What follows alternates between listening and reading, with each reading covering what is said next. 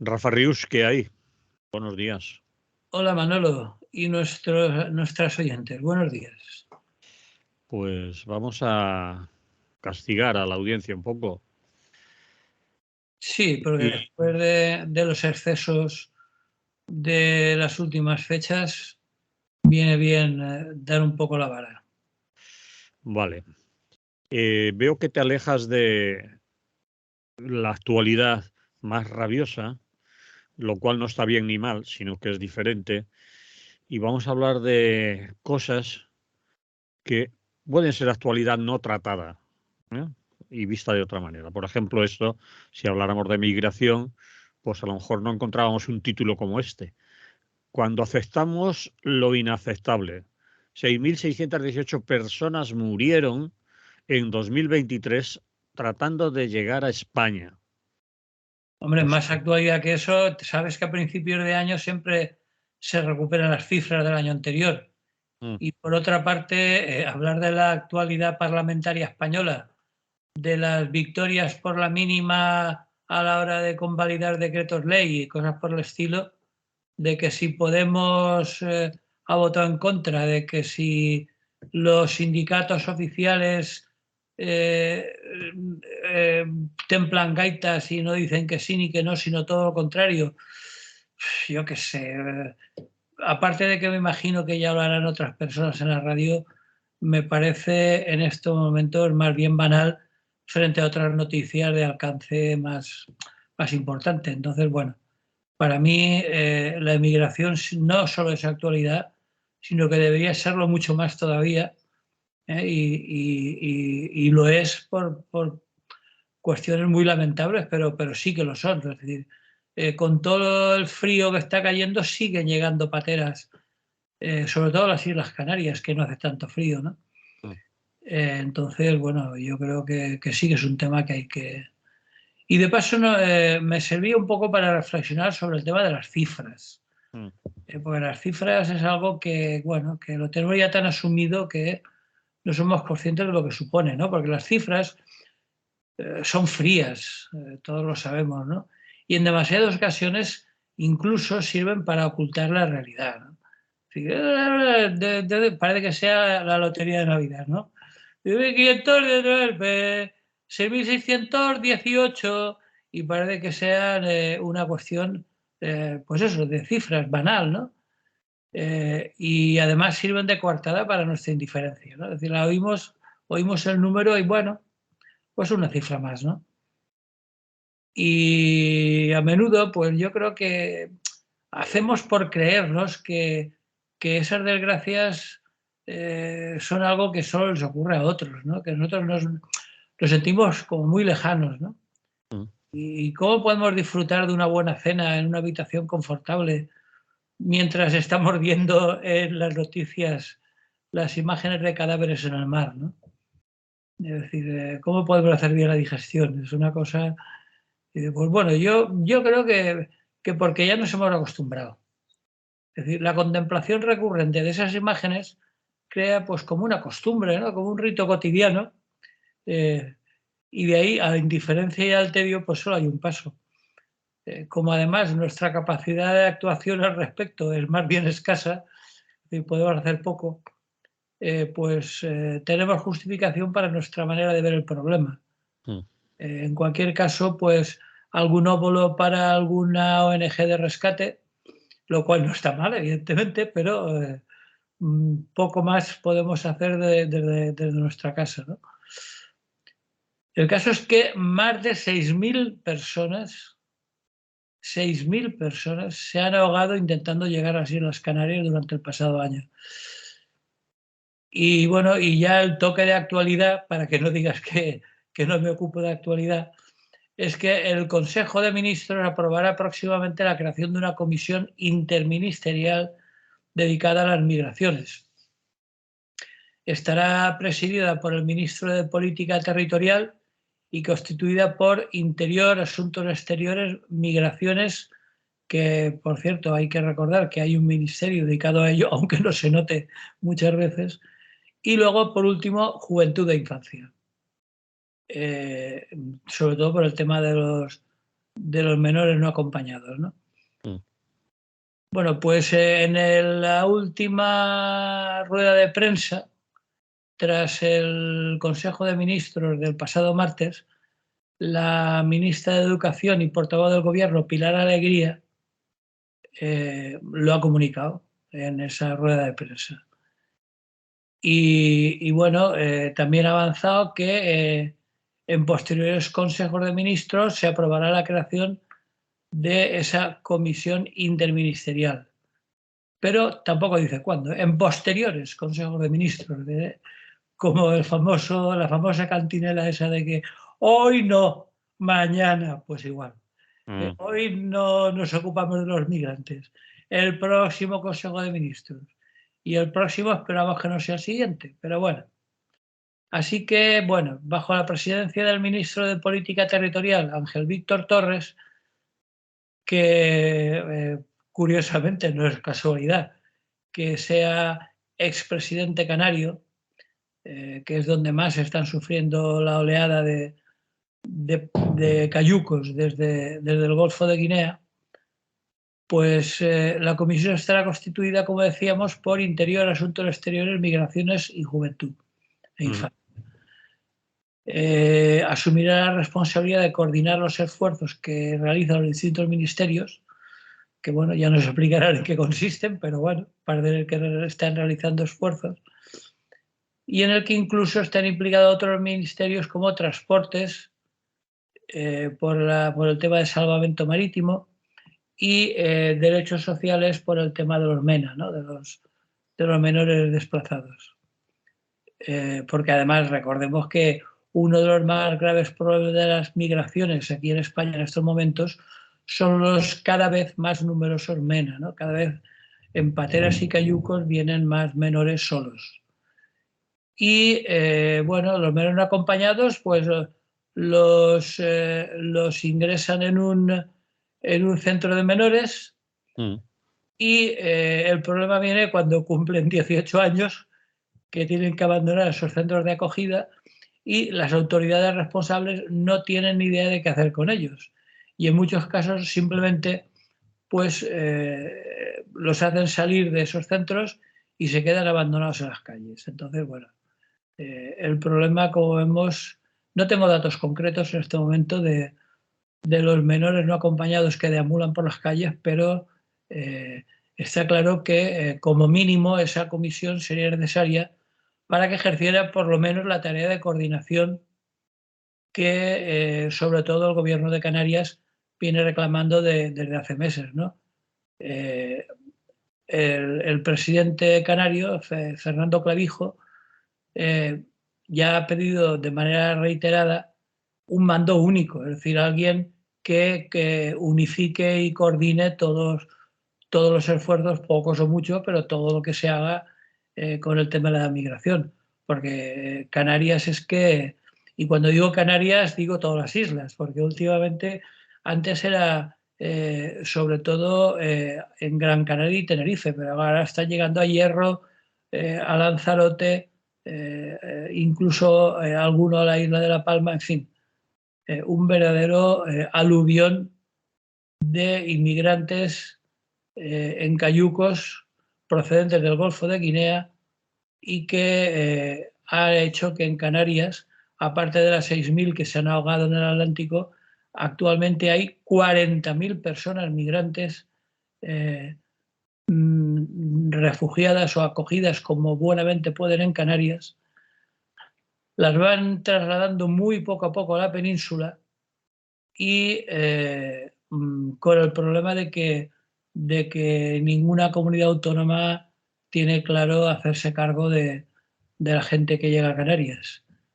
Si a ello le unimos el hecho de que ni siquiera hay fondos, y tampoco es que pase nada, ¿no?, para repatriar en avión a los que acaban los CIE, porque también es otro aspecto curioso que ya comentamos en su día. Es decir, los CIE son centros temporales, son prisiones, como sabemos, absolutamente absurdas, pero que cuando acaba el periodo de estancia, ¿qué hacen? O sea, no tienen dinero ni siquiera para repatriarlos. Entonces es gente que se queda totalmente desasistida. Sabemos que la complicación que suponen las solicitudes de acogida y de refugio y, bueno, pues se quedan, como decíamos hace un momento, deambulando arriba y abajo por las calles de cara al duro invierno en el que estamos metidos y sin ninguna solución a la vista, ¿no? Entonces, en Canarias, que es donde afortunadamente menos invierno tienen, pero lamentablemente donde más grave es el problema, porque es lo que más el territorio del Estado español más cercano a África, pues aparte de Andalucía, claro, eh, pues están protestando y por fin parece ser que en un consejo de ministros de estos, si no el próximo siguiente, pues se creará esta comisión para unificar las actuaciones de todos los ministerios que de una forma o de otra se ven afectados por el tema de las migraciones. Aún se desconocen, por supuesto, los detalles de las competencias y el método de funcionamiento de esa comisión. Pero bueno, hasta que no sepamos algo más concreto, simplemente esperemos que una vez más no se quede todo en agua de borrajas y que, como hasta ahora, sigamos en medio del descontrol más absoluto. Bien, no se me ocurre añadir nada nuevo a lo que has dicho, aunque es un tema que podemos decir que no es nuevo y que quizás esto que has estado contando no va a aportar nada o muy poco al bienestar de los que llegan, al bienestar y a solucionar sus problemas, sino que va a ser quizás lo que se pretende es como Estado estar más organizado para lo que se quiera hacer con ellos, que normalmente no suele ser acogerlos, darles salidas profesionales ni nada de ello. En fin, es un tema muy, muy largo, ¿no? Sí, pero bueno, la noticia en sí era el anuncio de la creación de esa comisión. Bueno, que eso no ¿qué significa? Crear una comisión, ¿qué significa? Nada, o sea, burocracia. Mm. Porque incluso la creación de esa comisión se está alargando, ya digo que simplemente ha anunciado que se tratará en un próximo Consejo de Ministros, y yo creo que ese aplazamiento se debe a que no tienen nada claro qué hacer Eso es. con ellos, ¿no? Esa es la pregunta. ¿Y la comisión qué va a conseguir? ¿Hacer algo Es decir, van a con agilizar los temas del evolución? asilo y del refugio, pues yo creo que no. Porque, entre otras cosas, estamos, como sabemos, dentro de la Unión Europea y ningún país de la Unión Europea, ni siquiera los que en principio eran más proclives, como Alemania o los países escandinavos, que últimamente se están corriendo bastante hacia la derecha, ni siquiera esos países de refugio, históricamente hablando, lo tienen nada claro, ¿no? Entonces, España, junto con Italia y Grecia, que últimamente se oye menos, pero no por ello estoy convencido, no tengo información, pero estoy convencido de que a Grecia sigue llegando migrantes, sobre todo de Oriente Medio, ¿no? Mm. Porque aquí tenemos el problema procedente del sur del Sáhara, en África, pero es que allí tienen todo el mogollón de Palestina, Siria, Irak, Irán, etcétera, ¿no? Entonces, no se pueden. Una de las pocas cosas que tienen claras, y que yo en eso estoy de acuerdo, claro, y es que no se pueden tomar soluciones aisladas, sino que es un problema que se debería abordar de manera conjunta y dar una respuesta para que de una vez por todas Europa, que como sabemos históricamente es un continente que se ha ido formando por migraciones llegadas de todos los puntos del planeta, es decir, recordemos sin ir más lejos que España, en su más lejana prehistoria, está formada por hombres de Neandertal y mujeres de Neandertal que subieron desde África y hasta hoy, vamos, es decir, toda Europa son países formados por antiguos migrantes, ¿no? Y por lo tanto la Unión Europea, si realmente fuera Unión y fuera europea, debería dar solución a este tema que suele ser siempre, como en el caso de esta comisión prometida en España, pues se suele dilatar día tras día y suele aplazándose una posible solución. En fin, simplemente a propósito de la creación futura de esta comisión, recordarlo una vez más porque, aunque solo fuera por vergüenza, es un tema que debería estar continuamente presente. Muy bien, vamos a otra historia. Pueblos olvidados. Los Tuareg, ¿unirse o desaparecer? Sí, esto Tuareg es... suena casi a películas de estas que se hacían antes sobre el desierto, la gente en camellos y tal de esto. No sabemos, yo te preguntaría que los situáramos, a lo mejor lo ibas a hacer. Sí, bueno, primero decir quiénes son, ¿no?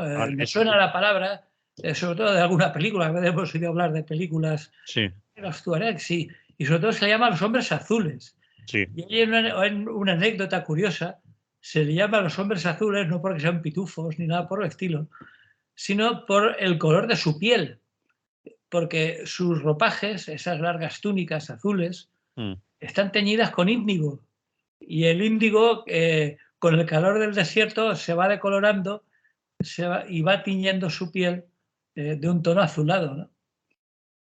Entonces, bueno, los tuaregs que están entre el desierto y el Sahel, que es la zona semidesértica que está al sur del Sáhara, Sí, entre el Sáhara y el Níger. Cinturón de países, concretamente Sí, 11 sí, países. llega del Mar Rojo al Atlántico, vamos. Eso O es. sea, toda África prácticamente. Mm. Y que los bereberes están acabando, queda ya muy poco, con la tradición nómada del desierto del Sáhara. Es decir, era de las pocas poblaciones nómadas que quedaban desde el Neolítico, ¿no? Es decir, se iban, todos hemos visto imágenes, con sus largas caravanas de camellos, atravesando el Sáhara y comerciando con los productos que necesitaban de una parte a otra del desierto, ¿no? De hecho, su población en estos momentos se extiende por 6 países, ¿no? Argelia, Libia, Níger, Malí, Mauritania y Burkina Faso. Es decir, que están totalmente desperdigados. Y bueno, y cuando hablaba de tradición nómada, hablaba en pasado, porque en la actualidad, dada la imposibilidad de las caravanas, porque el nomadismo era de un tiempo sin fronteras, o al menos sin fronteras tan intransitables como las actuales, pues ha disminuido en gran parte su nomadismo y se han asentado en diversos lugares, ¿no? Y bueno, y como decía al principio, ocupan áreas tanto del Sáhara como del Sahel. Curiosamente, los tuaregs tienen una cultura propia muy diferenciada, porque a veces a todos los magrebíes los metemos en el mismo saco, ¿no? Los moros, que decimos aquí en España, ¿no? Sí, No son moros. Pues hay que matizar un poco y ver las cosas con un poco más de atención. De hecho, como digo, tienen una cultura propia muy diferenciada, tienen su propio idioma, incluso su propia escritura, es decir, no escriben en árabe, y su forma de vida, su hábitat, son extensos clanes familiares que se dedican fundamentalmente a la ganadería de cabras y camellos. Y su último, bueno, desde mi punto de vista, vamos, y desde muchos, es que su último problema es que desde hace un tiempo están sufriendo un proceso de islamización de la mano de grupos radicales cuyo objetivo final es implantar la Sharia, ¿no? La ley islámica. Es decir, los tuaregs eran un pueblo nómada, y por lo tanto no tenían mezquitas, ni oraciones, ni nada por el estilo, no tenía nada que ver con... Era una especie estaban incrustados en países al norte y al sur de cultura árabe, islámica, pero ellos no se consideran islámicos, aunque últimamente, como digo, está entrando a saco la, El la ISIS, el yihad, Estado ¿no? Islámico. Ujú. Sí, sí, los grupos radicales. Sí. Ahora luego veremos un poco cómo está el tema. A ver. Eh, y bueno, y lo que sabemos es que esa marginación cultural y económica les ha llevado a emprender una lucha política, ¿no? Política y armada, claro, porque si no tienen armas, pues no. Que se remonta ya a 1960, es decir, a los tiempos de la colonización francesa, porque todo ello, todos estos países que he nombrado anteriormente del Sahel, eran todos del África francófona, ¿no? Es decir, colonizados antiguamente por Francia. Y bueno, pues empezaron desde 1960 una lucha armada, principalmente en Malí y en Níger. En 2012 eso rebrotó, iniciaron los tuaregs una nueva rebelión y proclamaron la independencia del Estado. eh, Cuando hablo de Estado hay que ponerlo entre muchas comillas porque, como digo, es un país de espíritu nómada, ¿no?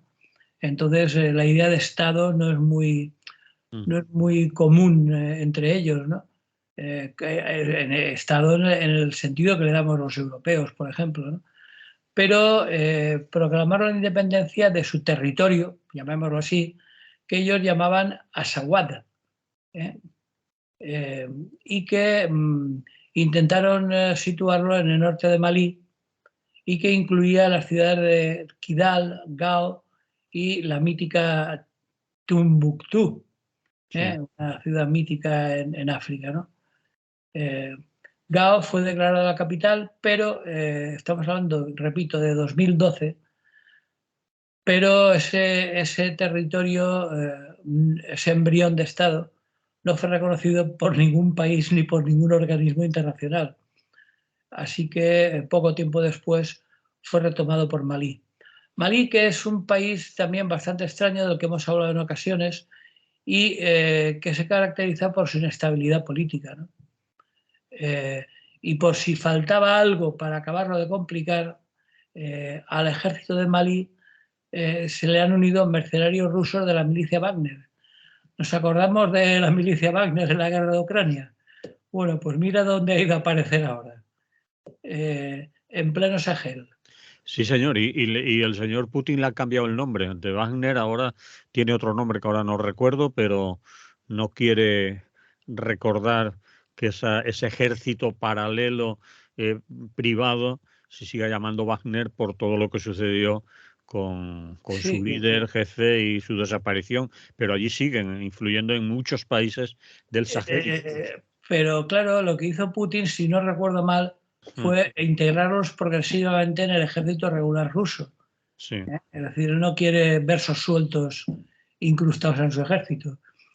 Pero lo que han hecho ha sido reconvertirse en lo que realmente eran, que Mm, eran un grupo de mercenarios, sí, eso y son. entonces se alquilan a países cuyo ejército es débil, como el caso de Mali, Sí.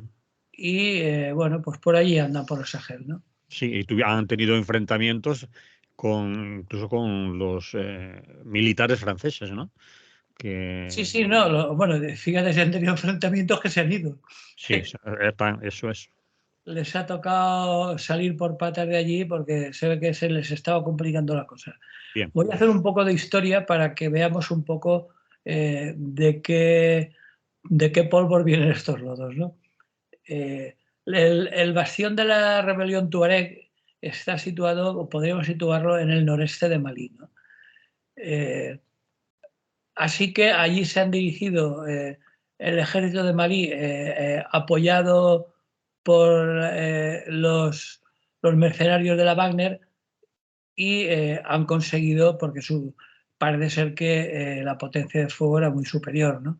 Mm, Entonces, bueno, y además de que llevaban armas modernas, misiles, drones y todo lo que hiciera falta.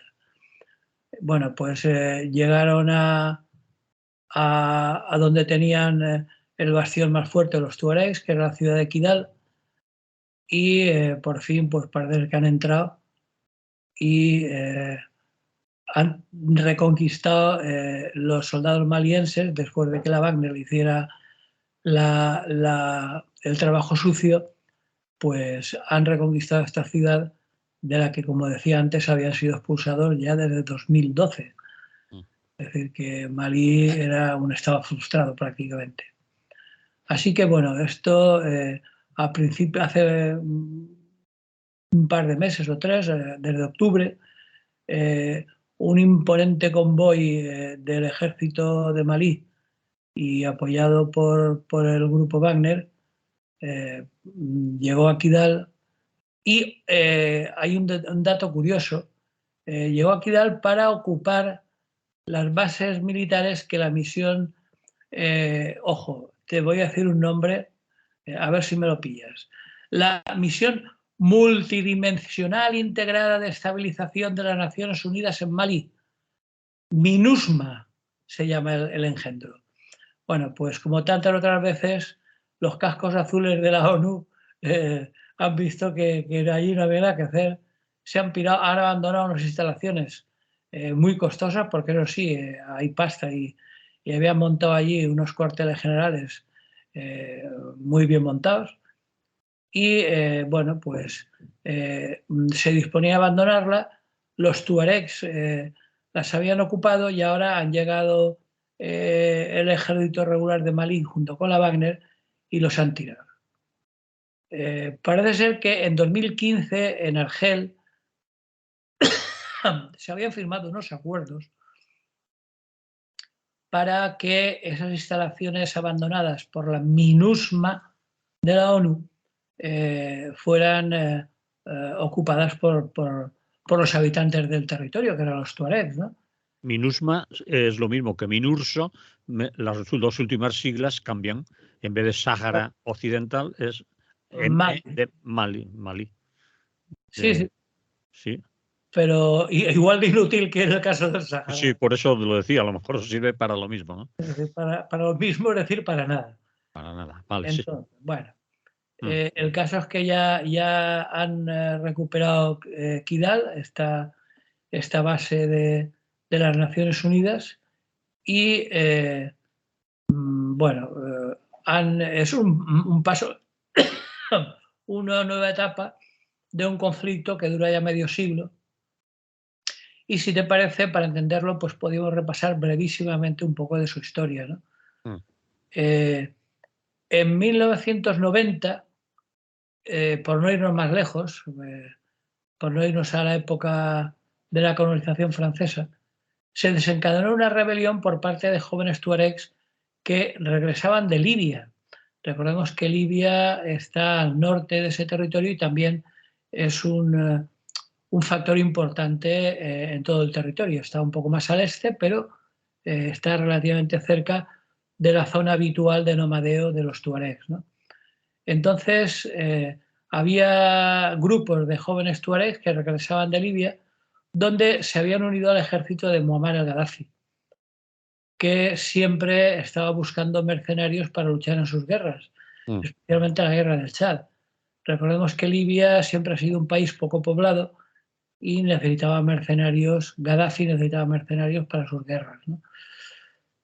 Entonces, bueno, habían huido de su país porque, como decíamos antes, Malí siempre, desde su capital Bamako, siempre había tenido una gran inestabilidad política. Siempre habían sufrido persecución las comunidades tuaregs del norte de Malí y, bueno, allí en esos cuarteles de Libia, de la Libia de Gaddafi todavía, estos insurgentes conocieron a otros tuaregs procedentes de otros países como Níger, y porque por eso decían el título que o se unen o desaparecen, ¿no? Porque los tuaregs, al ser nómadas, tenían una población absolutamente dispersa. Recordemos que a través de los miles de kilómetros del Sáhara estaban totalmente de población diseminada en sus jaimas y por lo tanto el ofrecerse, el huir de la inestabilidad de sus países y ofrecerse como mercenarios a Gaddafi les permitió conocerse. Vale. Entonces, pues fueron desarrollando una conciencia nacional que no estatal, es decir, de pertenencia a una misma cultura, una cultura común que incluso en su propio idioma ellos conocían como la cultura texumara, que incluso como anécdota cuenta con su propia música.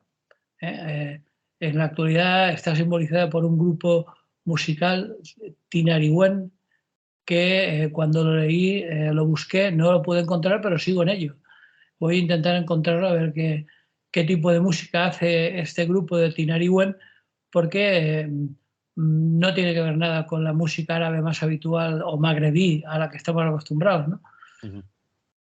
Bueno, entonces, en sus inicios, esta rebelión de tuaregs libios de Gaddafi estaba integrada, como digo, por miembros de los distintos componentes, las distintas tribus, por entenderlo, los distintos clanes de la sociedad tuareg y de incluso algunas poblaciones bereberes del norte del país. Y estaban unidos en torno a la petición o a la reivindicación de independencia o al menos de autonomía de esta región que ellos llamaban Azawad, ¿no? Sin embargo, bueno, pronto surgieron, como era de esperar, las disensiones internas, se dividieron según criterios tribales, cada clan se fue por su lado y pronto entraron en conflicto. Entonces, bueno, se intentaron firmar algunos acuerdos, por ejemplo, en Tamanrasset, en el sur de Argelia, al otro lado del desierto, firmaron un acuerdo de alto el fuego entre el gobierno maliense y el líder, un tal Iyad Ghali, que era el líder del movimiento popular de Azawad, ¿no? Y incluso había otro que ya empezaba a introducirse, que era el Frente Islámico Árabe, compuesto por árabes bereberes de las regiones de Gao y de Tombuctú, que Tombuctú sí que tiene una larga tradición islámica, ¿no? Y que Tombuctú está ya junto al río Níger, que es, digamos, la frontera del Sahel. Bueno, total, que aunque ese acuerdo no contemplaba ni mucho menos la aprobación de un estatuto especial para la región esta de Azawad, tuvo el gran hándicap de que estaba firmado en ausencia de los otros movimientos que pululaban por allí, ¿no? Porque el líder bereber el Iyad Ghali, disponía del apoyo de Argelia, que era el estado fuerte de la zona, y que le ponía a su disposición por todos los medios militares y financieros, ¿no? Porque, entre otras cosas, la geopolítica de la zona es muy inestable y muy delicada también, porque a las autoridades argelinas nunca les ha interesado que se estableciera ninguna unión ni político ni militar entre los tuaregs y que no apareciera ningún embrión de Estado al sur de su territorio, ¿no? Al sur de Argelia. Y incluso habían intereses no solo políticos, sino también religiosos, ¿no? Es decir, no querían que la cultura islámica se viera contaminada, digamos, por la cultura tuareg, que, como digo, en un principio no tenía nada que ver con el islamismo, ¿no? Y que construyeran su propia identidad al margen de la identidad musulmana, ¿no? Entonces, bueno, se produjeron algunas masacres en la zona y todo esto ha ido evolucionando hasta el punto de que se produjeron nuevos estallidos y revueltas en 2006 y en 2009. Estas revueltas provocaron la deserción de los pocos combatientes tuaregs que todavía quedaban integrados en las filas del ejército regular de Malí, ¿no? Por supuesto, por ahí en medio, en plan neocolonial, seguía estando Francia, ¿no? Que empleó su influencia para impedir que los acuerdos progresaran hacia derechos políticos y hacia la autonomía para Azawad, ¿no? Para el país tuareg. Incluso, como decíamos al principio, el gobierno de París intentó utilizar algunos grupos armados, sobre todo fundamentalmente islámicos, para preservar su peso político, hasta que incluso llegó a desplazar, creo que llegó a tener hasta 5.000 soldados franceses en la zona. Para complicar aún más las cosas, por si todavía en la zona no había bastante lío, apareció el dinero. Y el dinero, como sabemos, lo complica todo mucho más. El dinero que procedía, por supuesto, de los países del Golfo y que iba destinado a los grupos salafistas y fundamentalistas, y con el dinero, por supuesto, las armas, ¿no? Armas sofisticadas de última generación y, por supuesto, también los drones, que es la última moda macabra en cuestión de armas, ¿no? Así que entre unas cosas y otras, la zona donde habitan los antiguos nómadas, los tuaregs, se ha convertido, sin lugar a dudas, en una de las más complicadas del mundo, por la cantidad y la variedad de grupos armados que deambulan por allí y que están enfrentados todos contra todos. Es decir, desde los miles de tuaregs que se habían incorporado al ejército de Gaddafi y que aprovecharon la caída de Gaddafi en 2011 para apoderarse de grandes arsenales de armas y regresar al norte de Malí con el fin de declarar la independencia, pues a ellos se han unido grupos que andan por la zona, como Al-Qaeda del Magreb Islámico, creada por argelinos de un grupo salafista en 2007, el grupo para la predicación y el combate, la predicación ya os podemos imaginar de qué, y que además de guerra abierta con el resto de clanes, incluidos los propios fundamentalistas islámicos entre ellos, pues tenían actividades puramente mafiosas, como el secuestro de rehenes y la demanda de rescates para aumentar sus fondos, ¿no? Bueno, y más grupos hay por allí. El Movimiento para la Unidad y la Yihad, el Muyao, Ansar Dine, que significa, traducido literalmente, defensores de la religión. Bueno, yo qué sé, ahí hay un follón.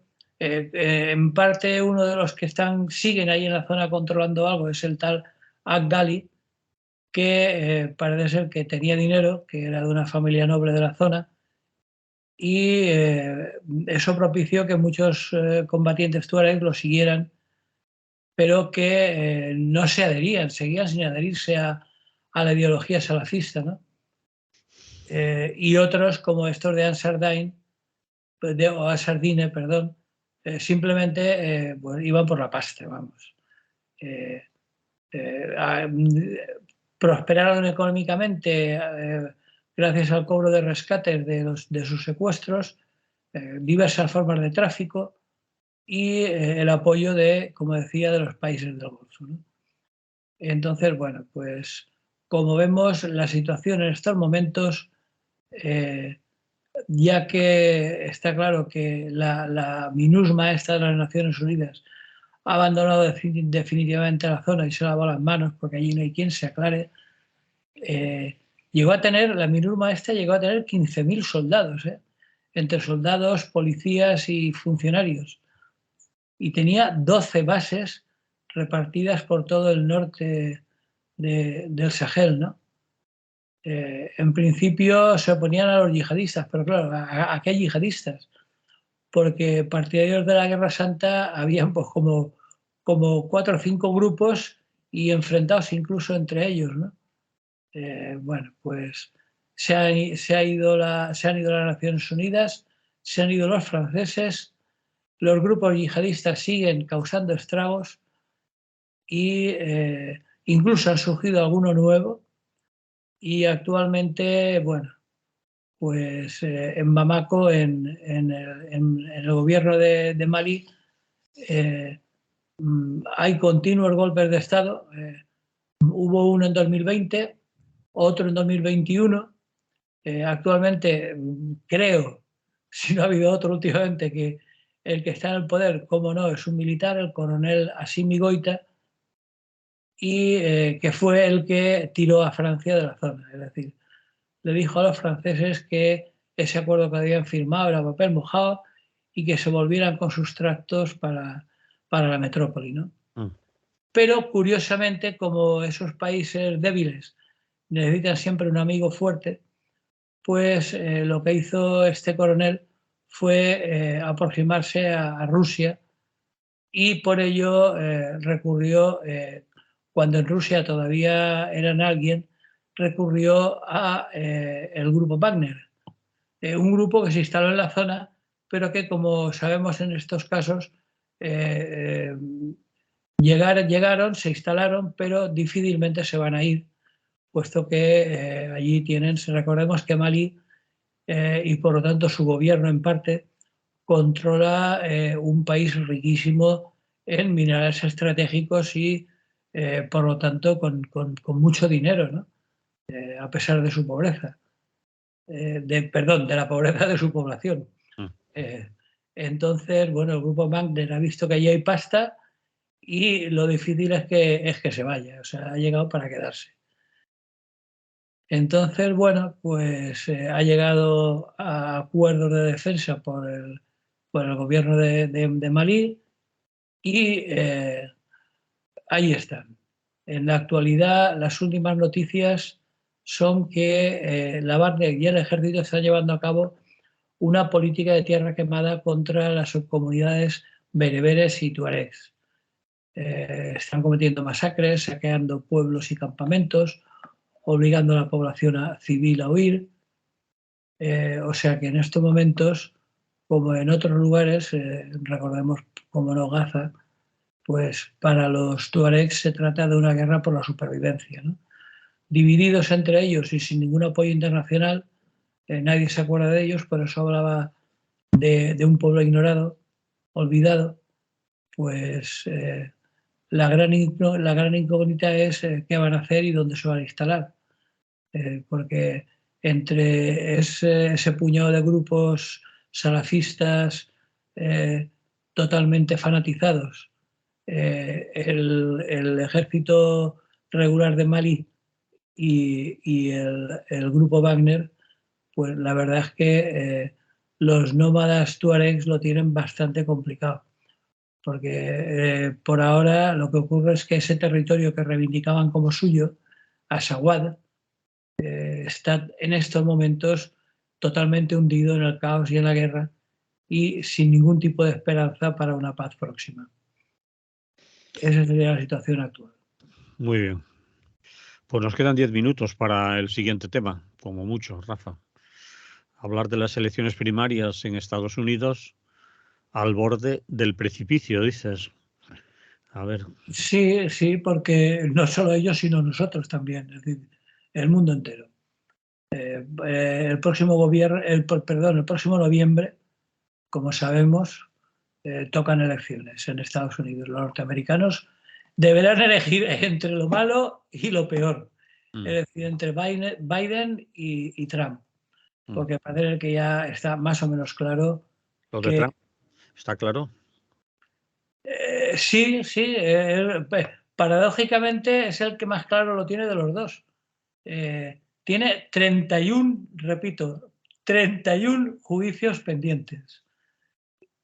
Pero a pesar de lo cual, parece ser que tenemos lo que ellos llaman un remake, como dicen en las películas cuando repiten el Superman y demás, un remake de las presidenciales de 2020. Es decir, lo mismo y esperemos que no acabe como la de 2020 con el asalto al Capitolio. Bueno. Te preguntaba si ya estaba claro porque a Trump en algunos estados le habían dicho que debido a que consideraban delictivo su comportamiento por el asalto al Capitolio, pues no se podía presentar en Sí, ese si estado. no recuerdo mal, Tenía creo que que recurrir era... al Supremo, no sé si ya ha concluido eso. Como... claro, es que el problema es el Supremo, como aquí en España. Es decir, eso creo que era Colorado, si no me equivoco. Vale, sí. Que han dicho sus jueces, por supuesto, no las autoridades políticas, sino los jueces, han dicho que una persona que esté implicada en un delito tan grave, porque además tienen pruebas fehacientes elementos probatorios más que de sobra, pero para que eso tenga consecuencias prácticas y no se pueda presentar, eso lo tiene que confirmar el Tribunal Supremo, en donde Trump, como sabemos, controla el Tribunal Supremo, ¿no? Es un tribunal mayoritariamente del Partido Republicano y, por tanto, bueno, pues parece ser que no van a tener problemas. La atención está centrada ahora en Carolina del Sur. Carolina del Sur, que es el primer estado donde se van a votar en los próximos meses las primarias de ambos partidos, ¿no? del demócrata y el republicano. Y será el foco de atención en el tema, ¿no? Del lado demócrata parece que la victoria de Joe Biden se da por hecha, ¿no? Para ver que no ha surgido ningún otro candidato que le pueda hacer sombra, a pesar de su edad, ¿eh? Bueno, de su edad y de la de Donald Trump, porque Donald Trump creo que es unos 2 o 3 años más joven, pero vamos. Sí, se lleva un poco. Se lleva un poco. Sin embargo, el problema general es que parece ser, según dicen las encuestas y los que saben del tema, la mayoría de los estadounidenses no quieren ni a uno ni al otro. Ese es el problema, porque a Trump lo quieren únicamente los republicanos, pero es que a Biden no solo no lo quieren los republicanos, sino que muchos demócratas tampoco tienen una gran simpatía por él, ¿no? Incluso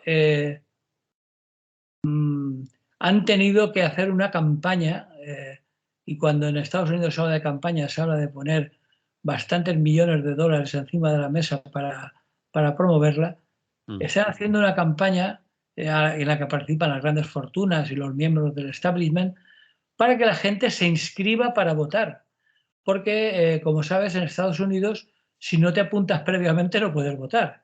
No hay un censo elaborado para siempre, sino que tienes que decir quiero votar. Aquí te lo envían a casa, sí. Al buzón, allí no, allí tienes que ir tú personalmente y hacen largas colas para apuntarse y luego poder votar, porque si no, no te dejan ni votar. Entonces, bueno, visto el panorama de que hay tanta gente que no quiere saber ni de uno ni de otro, la gente que ha financiado esta campaña, visto el panorama, se teme en un aumento desmesurado de la desafección electoral, ¿no? Y luego hay otro tema muy importante y muy interesante y que sale a relucir siempre que se habla de política en Estados Unidos, que son las iglesias. En Carolina del Sur, en este primer estado que va a ser un poco como la piedra de toque, las distintas iglesias, como en tantos otros estados del país, son las que cortan el bacalao electoral, es decir, las que le dicen más o menos a sus feligreses a quién hay que votar. Y Carolina del Sur es un estado eminentemente baptista, es decir, de la rama baptista de la Iglesia protestante. Pero, eso sí, estamos hablando de Carolina del Sur, que está en el sur más profundo, ¿no? Entonces, hay iglesias baptistas de negros y iglesias baptistas de blancos. Vale. Entonces, las iglesias baptistas de negros votan mayoritariamente a Trump y las iglesias baptistas de blancos votan mayoritariamente demócrata, sea quien sea. Aunque no les guste Biden, pero digamos que el Partido Republicano es el partido de recuerdo y memoria esclavista, ¿no? Es decir, el partido de los hacendados del sur, digamos. Entonces, bueno, pues eso. Casi todos los baptistas blancos votan rojo, es decir, el color del Partido Republicano, y casi todos los negros votan azul, que es el Partido Demócrata. Y eso que Carolina del Sur es uno de los países, uno de los estados del país con mayor mayor población negra, ¿no? Y hasta un cuarto de la población del estado es negro. Y a pesar de la elevada proporción de afroamericanos,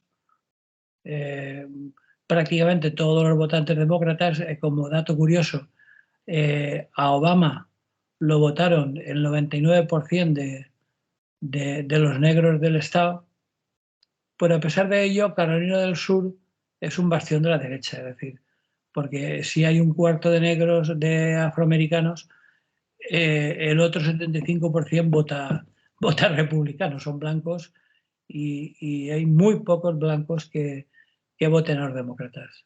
De hecho, en 2020 Trump obtuvo la mayoría absoluta, ¿no? Más del 55% de votos en Carolina del Sur.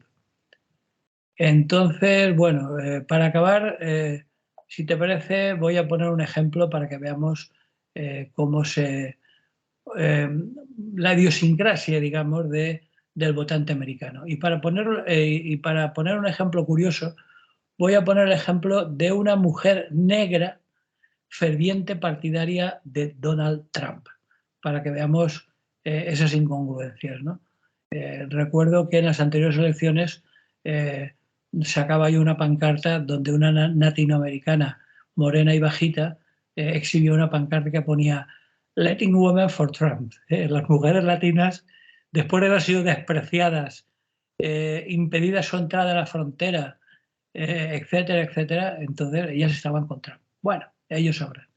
Bueno, pues en este caso es una mujer afroamericana, una tal Yvonne Julian, que es la única afroamericana presidenta del GOP. El GOP es el apodo que tiene familiarmente el Partido Republicano. El GOP son las siglas del Grand Old Party, el gran y viejo partido. Partido de toda la vida, vamos, el partido de los esclavistas, por entendernos.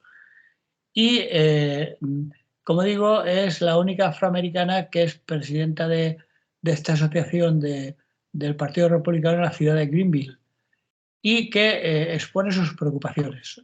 Ojo al dato y cito textualmente.